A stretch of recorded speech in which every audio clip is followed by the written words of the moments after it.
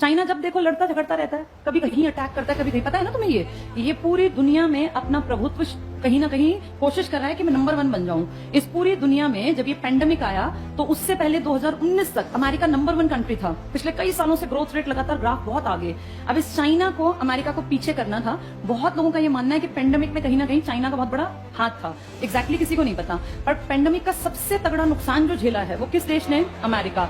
आप कभी death rate का चार्ट निकाल के देखना, गूगल पर है, सबसे ज्यादा लोग कहां के मरे हैं? हम जैसे ना वैसे ही दुखी होते रहे, चीन हमारा दुश्मन। चीन को कोई मतलब नहीं छोटे मोटे देशों से, वो बस ये कर सकता है कि कब्जा करने के लिए हमसे लड़े। बाकी चीन और हमारा मुकाबला नहीं है, ये कड़वी सच्चाई है। आपके देश की सरकारें बेवकूफ बनाने के लिए कहती हैं कि चीन हमारा ऐसा दुश्मन, चीन ये। चीन को इंडिया से कोई मतलब नहीं, वो जानता है कि आप उसके सामने टेक्नोलॉजिकली कहीं टिकेंगे ही नहीं। वो आपके ऊपर सिर्फ अटैक करके आपकी जमीन को हड़प सकता है, बाकी उसका और आपका कोई मुकाबला नहीं है किसी भी चीज में।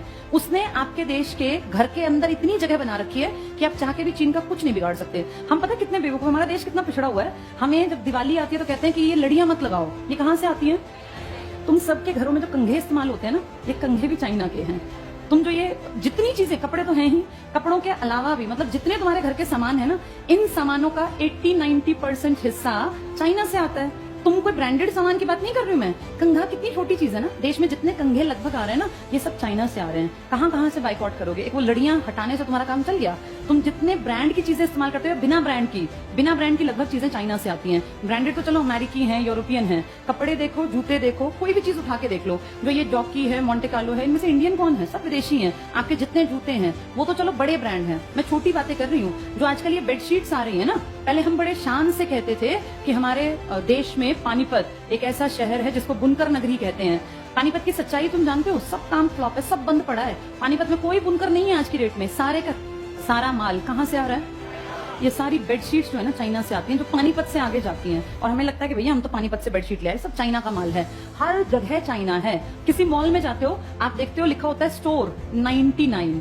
इसमें ज्यादातर माल किसका बिक रहा होता है? चाइना का। आपके घर में जितना प्लास्टिक है ना, उस प्लास्टिक का सबसे बड़ा जो मार्केट है आपका देश, वो आया कहां से है? चाइना। तो इसलिए ये लड़ियों वाली एक्टिंग करना हमारा देश बंद करे और असलियत देखे। हम इतने गरीब पता है क्यों होते जा रहे हैं? इंडिया ही क्यों गरीब हो रहा है? तुम आजकल देख रहे हो महंगाई कहां बढ़ गई। जो सामान पिछले साल 250-300 का था ना, वो इस साल में 400, 450, 500 का आने लग गया। ये पिछले एक साल में महंगाई कई गुना बढ़ गई। 100 रुपए, 50 हर चीज पे बढ़ गए। ऐसा क्या हो गया? ऐसी क्या दिक्कत आ गई? तुम्हारे देश में ना सबसे बड़ी बदहाली का कारण क्या है? सरकार जानबूझ के काम नहीं करना चाहती। तुम्हारी जो मैन्युफैक्चरिंग यूनिट है ना, ये धीरे धीरे धीरे करके बंद होती जा रही हैं। किसी देश को अगर सच में आगे बढ़ाना है ना, तो वहां मैन्युफैक्चरिंग यूनिट या बहुत सारी फैक्ट्रीज ये लगानी चाहिए, क्योंकि इनसे लोगों को रोजगार मिलता है। देश को आगे बढ़ाना है तो सर्विस सेक्टर बढ़ाना पड़ेगा, मैन्युफैक्चरिंग बढ़ानी पड़ेगी। तुम्हारे जितने अपने मैन्युफैक्चरिंग के स्टोर थे ना, जहां फैक्ट्री जहां बनता था, ये कंघे भी नहीं बनते हमसे। हड़प्पा वालों के टाइम पे कंघे हमारे पास थे, खुद बनाते थे, नाव बनाते थे। तुम आज सड़कों पे जितनी गाड़ियां देखते हो, देख रहे हो धीरे धीरे मारुति का परसेंटेज घट रहा है। पता है तुम्हें ये बात? पहले मारुति अकेली देश का एक बड़ा परसेंटेज, और मारुति अकेली नहीं थी, मारुति के साथ क्या था? सुजुकी कहाँ की है? जापान की। अब मारुति सुजुकी से ये हीरो होंडा, जापान की तो थी, हीरो मोटोकॉर्प्स जो बन गई है, उसने अपना शेयर वापस ले लिया। आप ये देखो, इसका पहले पूरे मार्केट पे धाक थी और हर घर में जो गाड़ी खड़ी होती थी वो मारुति की थी। धीरे धीरे अब गूगल कर लेना, इसका परसेंटेज पिछले 8 से 10 सालों में घट गया, नीचे आ गया। और अब बाकी जो ब्रांड है ना, इनका परसेंटेज धीरे धीरे बढ़ने लग गया। अब जितनी सड़क पे गाड़ी चलती है तो अलग अलग देखा, अलग अलग कंपनीज की हैं। तो ये सब चीजें जो बाहर से आ रही हैं, आप सोचो जूते ब्रांडेड पहनने लग गए, कपड़े बाहर के आने लग गए, आपकी कंघी भी बाहर की आ रही है, कितना सामान आपका बाहर से। यानी आपकी मैन्युफैक्चरिंग यूनिट बढ़ रही है या खत्म हो रही है? देश को आगे बढ़ाना है तो सबसे बेसिक है कि आपके पास कौन सी यूनिट लगी हुई हो? मैन्युफैक्चरिंग। और आपको ना चाइना ने इतने बड़े लेवल पे बेवकूफ बनाया हमारे देश को, हमें पता ही नहीं चला। आम आदमी इतना पढ़ा लिखा है नहीं।